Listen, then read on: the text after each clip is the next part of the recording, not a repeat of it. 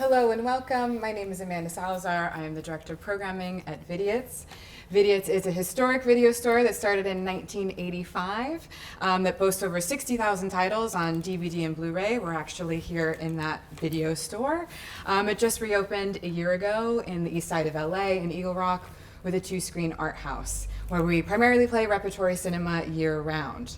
I'm very excited for the conversation that we're going to be having today, which is celebrating in honor of the 40th anniversary of The Terminator, and also the premiere of the new 4K restoration, which is so great. And this is all in celebration of Art House Theater Day 2024. Art House Theater Day started in 2016, really celebrating and gathering art houses together across the country to kind of, again, celebrate the community and audiences that come together at their local art houses. And one of those films for Art House Theater Day is The Terminator. So thank you both for joining us. I have writer-director of The Terminator, James Cameron, and also producer of The Terminator, Gail Ann Hurd. Thank you and welcome. Thank you. So to get started, we're 40 years later, and The Terminator has become a huge franchise, and I think lines are remembered and said. It's definitely part of like the cultural zeitgeist, but I'm sure that many people perhaps might not know about the kind of independent beginnings of this film. So would you mind taking us back to that humble beginning and talk about what you were both doing before The Terminator? We were both working for Roger Corman, who just passed away, unfortunately, the end of an era. Yeah. And I was I think when we met, I was building models of spaceships for a film called Battle Beyond the Stars, which I'm sure is in here somewhere. I bet it is. And you were finishing up reshoots on Humanoids from the Deep. Yeah. Which may also be here. Yeah. Right. And then we went on to work together on Battle Beyond the Stars, which was low-budget guerrilla filmmaking by anybody else's standards but Roger's. It was the most expensive film he'd ever made. I think it was all of $1 million or something like that. Wow. We kind of saw that we were both, kind of scrappy guerrilla filmmaker type folks, and we got along very well. And then I think it was about a year later we started talking about making a film together. And I had written a treatment for The Terminator, and we started talking about making that and shopping it around. And we didn't necessarily think of it as an art film, but we did think of it as a low budget film. Yeah. And the budget was really low, actually. It was $6.4 million. Yes. Yeah. Yeah. And part of our pact was that we would both get experience on someone else's dime in our respective jobs. Yeah. So my first film producing was Smokey Bites the Dust for Roger. Okay. I don't think you've got it here, but I would be surprised. Okay. It probably may not deserve to be here. Oh, I wouldn't say that. I would. Okay. Well, I'm sure anyone listening is now going to go out and look for that film, which is great. So I hope people also seek that out as well. Yeah. So we were both from the low budget world. I mean, super low budget, non-union, about as low as you could get, really.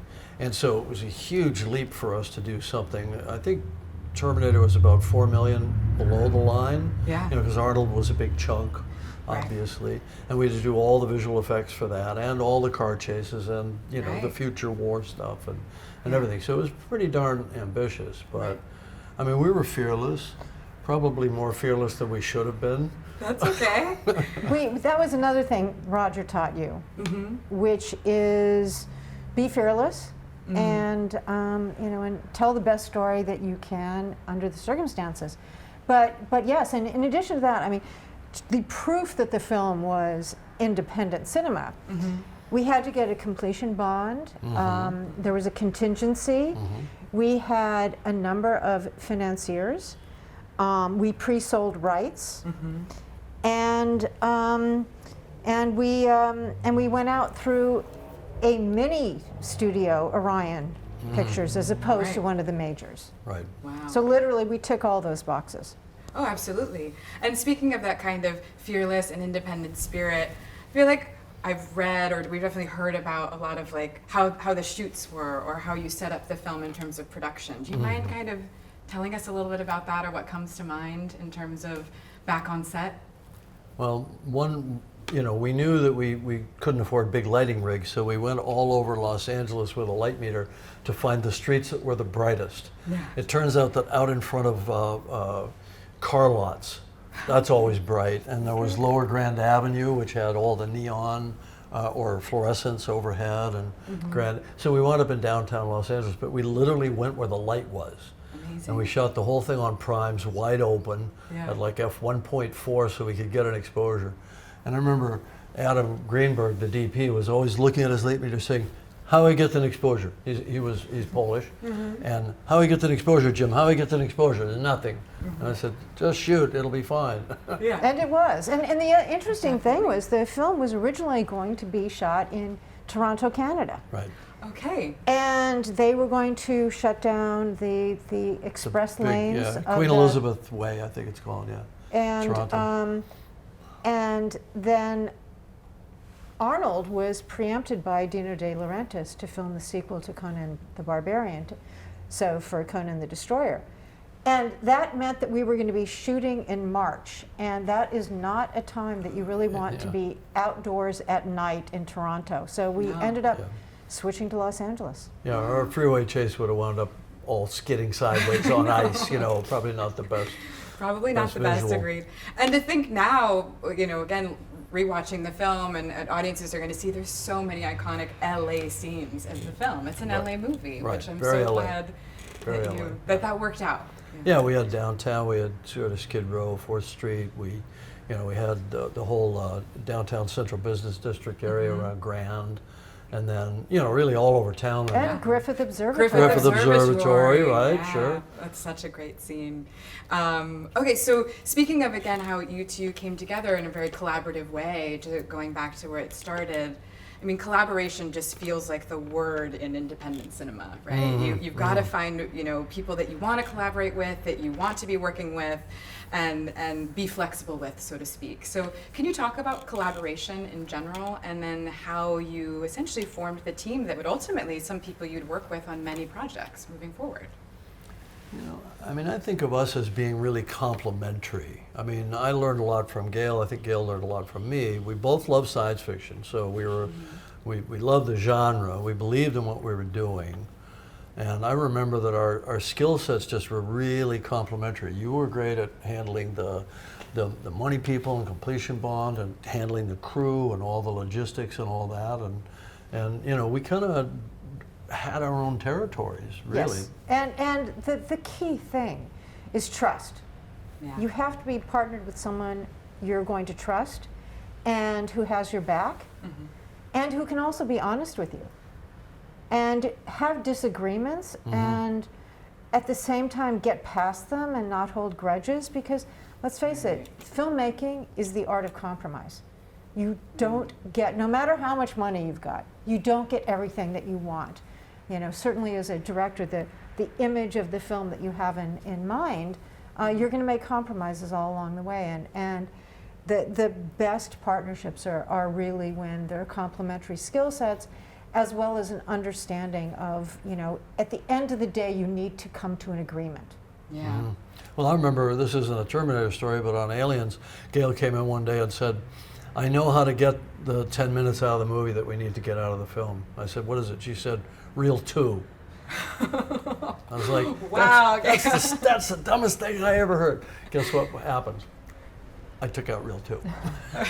Compromise. Yeah, I love it. that wasn't even a compromise. That was I just mean, Reel 2 came out. It really is about understanding at the end of the day that there are parameters, and the parameters, you've got a budget, you've got a schedule, you also have the personalities of the cast, the personalities of the crew, Yeah. and how do you make it through a grueling schedule, Right. and make the best film that you can. But your highest priority and my highest priority were always the film, right? Gail was producing it, so you know sometimes she'd have to rein in some of my creative impulses. But there were times when you fought for them as well with the money guys. No, we got to have this. There's certain things you can take out, certain things you can't take out, or the film's going to collapse. And so it was you know, fighting for the film at all times. And I mean, I remember you at 4 o'clock in the morning, the sun was going to come up. You were hauling, 4-aught cable trying to get a light in place to do the car crash, because we only had that one night to do the car flip. There was a lot of car crash in the film, but in the future war, there was a pickup truck rollover that we had to do. It was a pipe ramp rollover, and we had to get it before the sun came up, and everybody was scrambling. And Gail, you were grease up to your eyebrows, as I recall. Well, and you look at her so perfectly dressed, and you think, wait a minute, that doesn't jive, but that's what it took. Yeah. I worked as a grip for Roger Corman on the film, so I did have the experience. I knew how to lug that cable. But the other thing is, at the very beginning, you have to know when to say no to the people who aren't going to make the best version of your film. And we had our financiers basically want to have a story meeting a few days before we started shooting. This is classic. And literally it started with, okay, so the script needs some work. Oh my gosh. Well, the story, it was John Daly, rest his soul, of Hemdale, and he sat the two of us down, and we were going to start shooting in, I think, 4 or 5 days, and he said, we have to have a story meeting. And he said something about this guy that comes from this other planet, and we're like, dude, there's no other planet. It's a time travel story. He didn't even understand the story. He wants to have a story meeting with us. And Gail said, this is the most ridiculous thing I've ever heard. You don't have a story meeting 5 days before you start shooting. And she got up and walked out, and I'm like, holy crap. Our producer just walked out on our executive producer. I'm like, yeah, what she said. I got up and walked out too. Oh my gosh. I get in the elevator with them. Like, what the hell did you just do? You just destroyed the whole project. But, too much money had been spent, and they let us go ahead, so. Wow. Yeah, you got to walk out. Yeah. Oh, these stories are so heartening, because the film, you fought for the right things, because the film clearly has the lasting power. It's with us 4 decades later, and it still is so resonant, even probably eerily so nowadays. So thank you for those fights. We warned everybody about the whole AI thing, but nobody listened back then 40 years ago. Yeah, and here we are.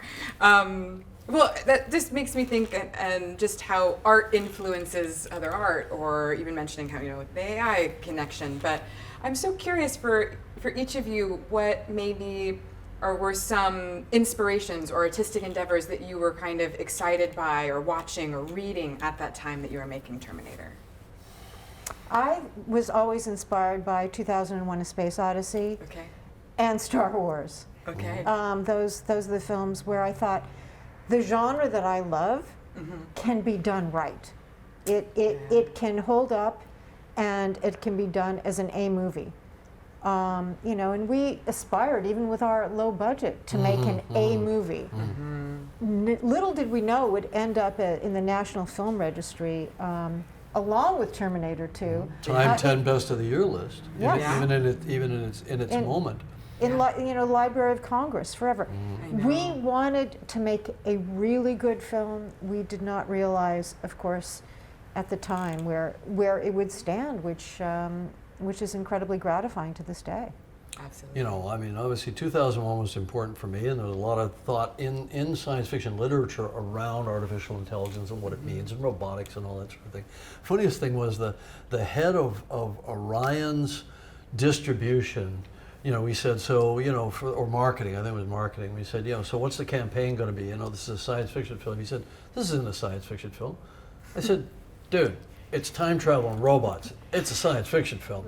But he meant it wasn't Star Wars. And it was just, these people were idiots, and not Vidiots, they were idiots. They called it a down and dirty exploitation film that would have One such week. bad word of mouth, because it was such a bad movie, that it would be out of theaters in a week. So they had no marketing no money idea. for the second weekend. Right, and then the movie was like #1, and they were so shocked they got caught with their pants around their ankles, and they had to scramble around to get a campaign going for the second week. It was When our hysterical. box office went up 5%, Yeah, exactly. which never happens. Yeah. Wow. But in terms of influences, I know visually, I really love Blade Runner. I really love the Road Warrior, And when I sat down with Adam Greenberg, I said, all right, we're just going to take those two movies and put them in a blender, and that's what Terminator is going to be.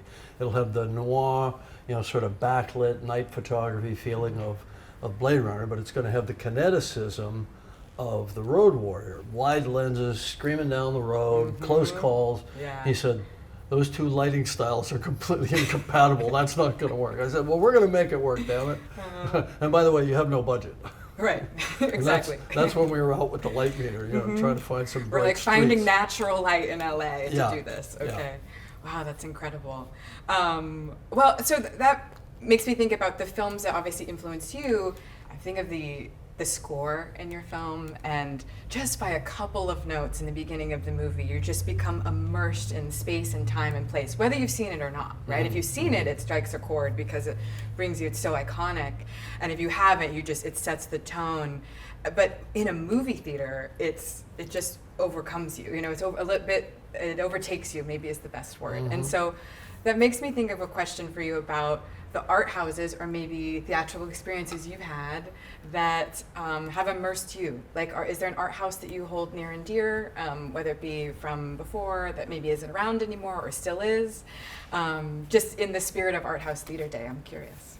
Well, the two that popped to my mind are, there was one near I went to the Fullerton Junior College in Fullerton for a couple of years. And there was a little art house cinema right around the corner there, and I couldn't tell you the name of it at this point. But, okay. I saw everything highbrow, lowbrow, 3D, Creature from the Black Lagoon in 3D. And I didn't even know it was a 3D film, and I was mesmerized by that. And I think that had a big influence on me years later, getting into the 3D field.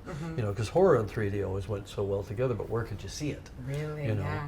So if these theaters didn't exist, you wouldn't even know that whole history of the 50s and 60s, kind of 3D wave, first wave. And then of course there's the new art, which is a mainstay here in Los Angeles, and that's where you go to get some culture. Yes. And what about for you, Kat? Well, the interesting thing is, when I worked for Roger Corman as his assistant, he distributed foreign language films, the best, Akira Kurosawa and Francois Truffaut and Ingmar Bergman films, Volker Schlondorf. So I would go to a lot of the independent cinemas where those films were screened, and so yes, I would say the new art would be number one. Sure. Yeah. The Arrow in Santa Monica, Right, yeah, another good. one that's Good. that's tremendous, and that shaped me in a way that I never could have expected, which is to work for someone who is not only making such fun exploitation films, but also bringing Oscar-winning foreign language films to America. Absolutely. Yeah. Well, it was this whole schizophrenic thing that he did. I mean, Roger was just about making a buck, but he also loved cinema. Yeah, that's very clear. And if he could make a buck bringing in these films that people weren't otherwise distributing, he'd do that. And he'd love it. And I think you guys all surprised yourselves with how kind of successful that was, as I recall. Absolutely, and there was a demand for it. I mean, because the traditional idea was, well, if it's subtitled, no one's going to go to the theater, no one's going to read it. And that wasn't true. No. It's still not true. Even though we still get told that. It's not true. Yeah. Sorry, I didn't mean to cut you off. Yeah. No, it's absolutely true. And I worked for Roger in marketing, and so I helped create campaigns for those films.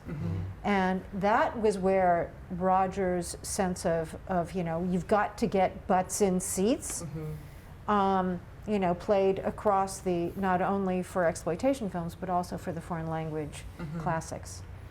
And I'd love to kind of take that into physical media, because we're here in a video store, and how there obviously these movie theaters that many of them you've mentioned are still around and are still playing all these wonderful work being programmed by great programmers.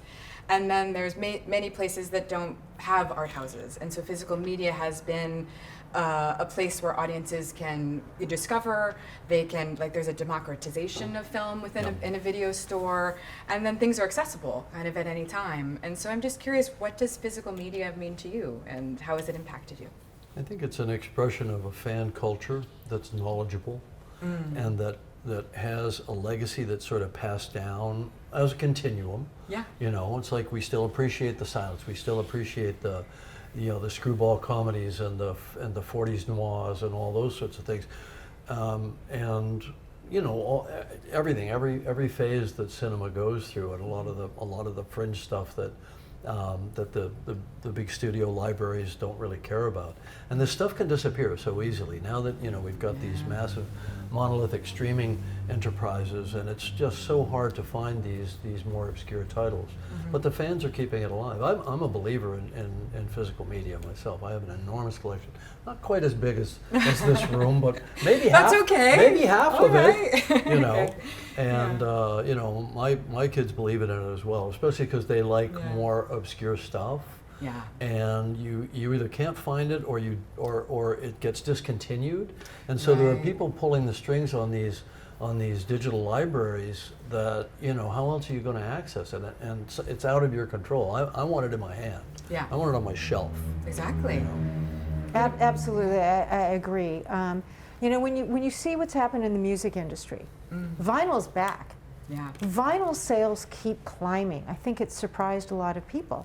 And I'm hopeful that the same thing will happen with physical media, because when I post on Twitter, that a company is no longer going to be producing DVDs of a particular film, there's huge outrage, and it's thousands and thousands and thousands of people representing probably millions of people who would love to have it, because their favorite film, which doesn't necessarily have to be a title that was a big box office hit, they can't see. They won't be. So there is a growing demand, I think, actually, for physical media. Yeah. That the industry it's lagging behind that demand. Yeah. And I'm mistrustful by nature. I think that as long as the strings are being pulled by these major media companies, we're starting to ban books, and there's a big backlash against a lot of, there's essentially de facto government censorship and local government censorship. It's like, at what point do movies start getting banned?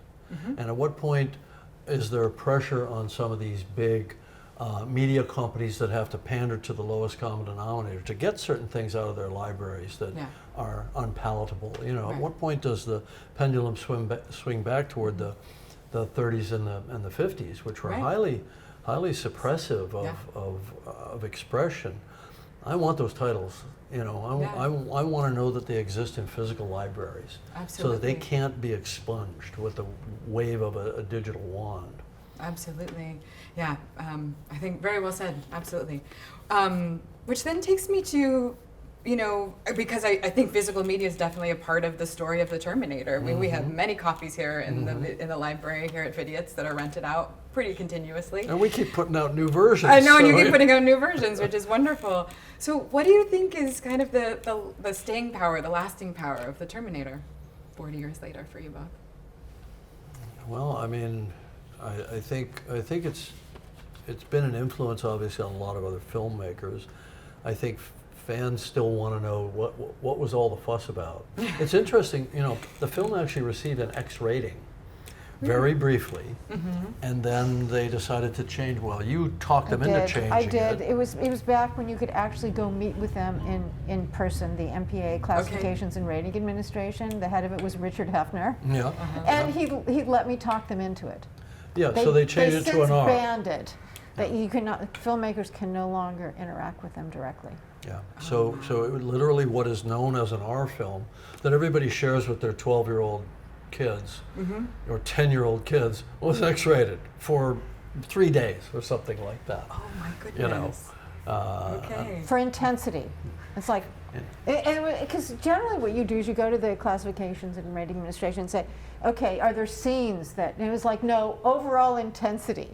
Oh, wow. Well, thank you. A feeling. You Thanks just for the got compliment. it. Yeah, no. Intensity was what we were going for. All right. So I don't know. There's a certain kind of gonzo intensity in that film. Definitely. And we did kind of genre bend a little bit, where we took the kind of Halloween killer that can't be killed kind of thing, and we put it into a science fiction frame, which I don't think had happened before. I mean, you could quote Westworld, the Yul Brynner, the old Yul Brynner version, had some of that, but I think we took that, much farther. I don't know. And it's a love story on top of that. It was a love so story. Literally, I mean, it ticks a lot of boxes that when people hear the name, the Terminator, it's surprising, you know.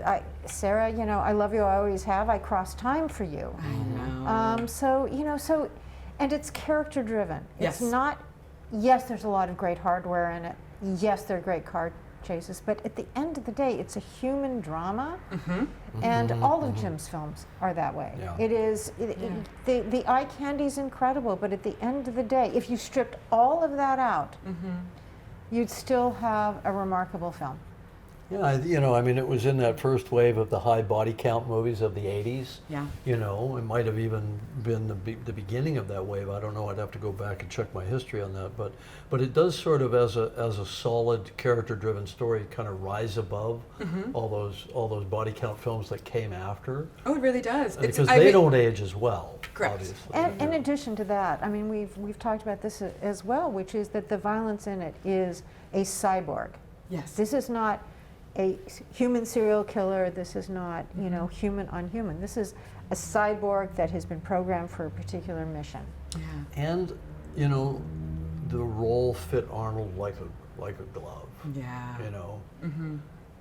Yeah, as opposed to fitting OJ like a glove. Yes. And no, we never considered We O.J. never Simpson considered for the O.J. Terminator, not That is- even for a nanosecond. Yeah. Right. Can we just disabuse the world of this myth that OJ was the Terminator for a while? Yes, let's hear. We've heard it here first, like, or not first, or we're hearing it again, because that- it's definitely written about in some places. That but- idea lasted as long as it took Mike Medavoy to explain that he wanted OJ as the Terminator, and for us to say that's a really bad idea. That's how long that whole thing lasted. Yeah. So what's that? But maybe- 14 seconds? I was going to say, yeah, plus the 18 20 seconds, plus maybe? the 20 Yeah. seconds, definitely. Wow. Well, you know, speaking of art houses and where audiences are hopefully seeing this film in many theaters across the country, as with the new restoration and celebrating its 40th anniversary, you know, art houses are this special place, as you were just kind of mentioning, that have, you know, are curated in a particular way for the audiences, and it's not just about the films, but it's also the environment, I think, that they create, and there's this alchemy that happens that kind of feels very magical, quite honestly. And so I'm just so curious if you could maybe talk about what you think about audiences revisiting this film 40 years later in the theater. Great. Look, I mean, we make films for the theater. We'd love people to see them in the theater. It doesn't matter how good your system at home is. You know, there's something about, and going to, you know, an art house or revival cinema, you know that all the other people in the audience are geeks like you. You know what I mean? So there's a sense of solidarity, there's a sense of belonging to a community. Yeah. Of people that, you know, believe in certain things about cinema that are beyond just the average movie fan. Because the average movie fan just sort of takes what comes at them that spews out of the end of the fire hose of the entertainment industry. And they don't sort of have a sense of history, they don't have a sense of sort of cultivating a friend network around certain types of movies that excite them, you know, about curating and keeping these films alive across time. And we're talking about a film that was made 40 years ago. Yeah. You know, and of course we're also fascinated by films that were made 50, 60, 70 years ago. I know. You know. Yeah. You know, the interesting thing is when we last got together for Aliens, for an anniversary of Aliens, which I think it was the 30th anniversary Yeah, of it was, Aliens. yeah, it was Wow. huge. We had a screening in San Diego, around San Diego Comic-Con, and we asked the audience how many people had seen the film in theaters. And these were mostly people in their 20s and 30s Sure. who clearly weren't there around going to see movies when the film was released. And I'd say 3/4 of them had. Yeah, they seek it And out. that was amazing. And the other thing I'll say is I have a daughter who is an attorney for the Department of Justice. She goes to see 3 movies a week. Wow. She takes her friends. Good Yeah. for her. Her favorite cinemas are Alamo Drafthouse, so I'll give them a plug. And she and 11 of her friends went to the AFI Cinema in outside of DC Right. to see the restoration, the newest restoration of Lawrence of Arabia.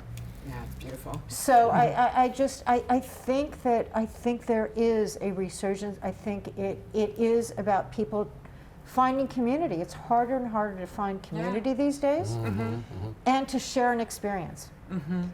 And you know, a lot of people can do that through travel if they can afford it.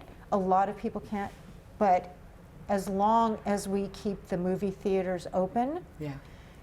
more people will be able to experience that. I was just in Omaha. I had a screening of a documentary I made at Film Streams there, and it was sold out for a little documentary, and the demand for films, and especially whenever the filmmakers can be there. Yes. The interaction there is incredible, and I'm hoping to see more and more of that too. Absolutely. And then maybe lastly, I know you just mentioned asking the question about aliens to an audience. I bet you there are people that are watching this and are about to sit into the Terminator that have never seen the movie. What do you have to say to them? Never seen the movie at all, or At never all. seen it in a Maybe theater? we're talking first timers, like people That could bringing be fun. Could be fun. No, if a friend drags somebody and says, "No, you got to see this film. Trust me." Yeah. Well, that's Or that's, they know of it, but I that's- guess that's what I'm saying is like it's culturally a known film. It's Yeah. just some movies kind of slip through people, people weren't able to watch it. And I say this just more from an experience like at Vidiots with our repertory cinema that, we'll ask often as we introduce a film and say who hasn't seen the movie, and almost half of the audience every time we talk about a classic, something like Lawrence of Arabia or Sure. Barry Lyndon or something that feels They've very heard about it. They've heard about it. right, They and haven't they know yet it's gone. important, and they want to Yeah. experience it properly. Yeah, together. Right? Yeah, but those are real cinema fans. They are. You can be more than just a movie fan. You can be a true fan of cinema, and you want to understand the patterns and the players over time and how ideas built from one generation to the next, or even on a single film, how ideas were spawned off. You think Yeah. about there's everything before Star Wars and everything after Star Wars in film science fiction. And I would say thank you for coming to see the film and Right. seeing it in the cinema, which was designed to be screened in the cinema. Absolutely. Well, thank you so much, both of you, for this lovely conversation. Any last words from the two of you to audiences watching this right now? Just go for the ride. Buckle your seatbelts and enjoy. It's going to be a bumpy night. Thank you. I want to know about you getting into that room and what that argument perhaps was, or your persuasion. I've always wondered what Gail. You went in with a plan, a B plan, and a C plan. Yes. Yeah. Amazing. I mean, I have to say, when we were making the film, yeah. my dreams at night would be coming up with A, B, and C plans if the next day, whatever problems we might encounter, how we could get around them and keep shooting. That film was so crazy. We were on Plan C by 9 o'clock in the morning. To give you an idea, Yeah. how long before we started shooting did Linda Hamilton sprain her ankle? Oh, I think she sprained it before we started shooting. So, Oh, I know, Right, yeah. before we started shooting. Yeah. We had to completely reschedule the it whole was thing. like a week ahead of Oh time. my So we gosh. didn't have Arnold for the first 10 days of a 42-day shoot because he was on something else. Something shooting. So let's just start with Linda. And then Linda sprained her ankle a few days before, and she couldn't run. So now you're doing a movie about a girl on the run who can't run, and you don't get the villain for 1/4 of your shooting schedule. Good luck. Now, go have fun, kids.